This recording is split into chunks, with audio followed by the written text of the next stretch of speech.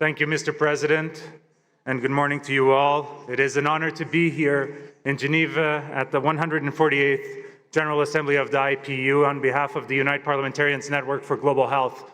As a network of current and former legislators from 110 countries committed to global health, we call on all of you to join our global efforts. Back in the late 18th century, in the UK, a British Member of Parliament, the Honourable William Wilberforce, conducted a vigorous campaign against slave trade that led to the Slave Trade Act of 1807. That marked the beginning of the end of the transatlantic trade and set a precedent for human rights that resonate until today.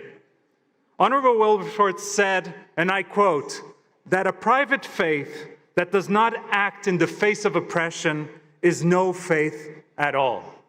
What he was saying is that talk and words are important, but actions are even more important. Your actions as parliamentarians make a difference, but not to act is also a political choice. So the question is, how do you as parliamentarians, as representatives of citizens of your countries, want to be seen in the history books? How do you, each of you, choose to act? What will be your greatest achievement as members of Parliament? How will you help change your country and the world?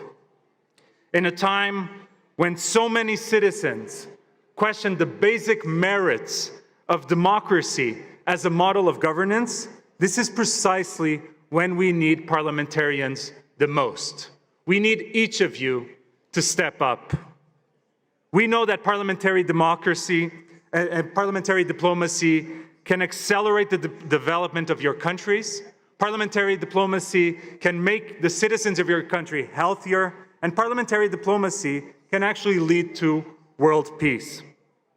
In 2 months from now, the World Health Assembly is going to convene here in Geneva, just across the street. And governments and parliamentarians are going to come together to vote here on the pandemic accord. So what is history going to look upon us and see? Are we going to be the ones who failed to protect our citizens from the upcoming global health threats? Or are we going to be the ones that were able to come together in one moment of time and collectively prevent the next pandemic? That's why we call on all of you to join the Unite, Join Your Delegation campaign.